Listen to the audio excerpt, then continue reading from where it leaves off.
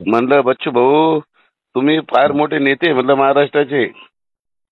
कायचे नेते हो झाले ना, पण काय झालं माहितीये का, तुमचा विषय म्हणजे आता थोडे लोक थोडे कन्फ्युजन झाले. पण भाऊ नाही, पण तुम्हाला याची भूमिका लवकर स्पष्ट करावं लागेल भाऊ. का बरं माहिती का, लोक लोक लोक नाराज झालेले आहे तुमच्यावर आता या गोष्टीमुळे. थोडंसं बीजेपीचा सेल काम करून आलं. काही आपले काही लोक आहेत त्यांचे पण त्याच्यातले कारस्थान आता लक्षात येऊन राहिले सगळे कोण कोण कशा पद्धतीनं.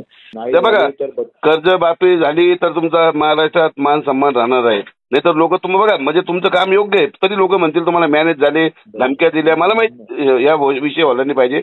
म्हणून माझी तुम्हाला नम्र विनंती की 2 दिवसामध्ये तुम्ही हा जो आहे तुम्ही पत्रकार परिषद घ्या किंवा कसं होईल या गोष्टी मांडा.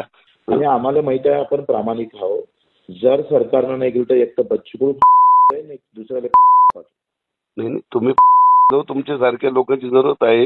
काय आहे बघा, आज लोकांना जसं जरांगे पाटील मराठा समाजाचं नेतृत्व करतात, सर्व समाजाचं शेतकऱ्यांचं नेतृत्व, तुम्ही सर्वांचे नेतृत्व करतात.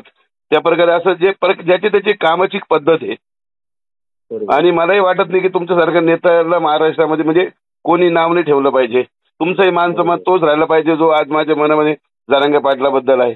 म्हणून मला तुम्हाला की मला 2 दिवसामध्ये हा निर्णय घ्या. तसं लोकांच्या मनातली शंका दूर करा. लोकांचं हेच म्हणणं आहे की तुम्ही म्हणजे मॅनेज झाले असं लोकांचं म्हणणं आहे, पण मला वाटत नाही तुम्ही असं करू शकता म्हणून. एवढा जर घाण आम्ही विचारायचं असतो तर आतापर्यंत राजकारणात कुठच्या कुठे गेलो असतो राव.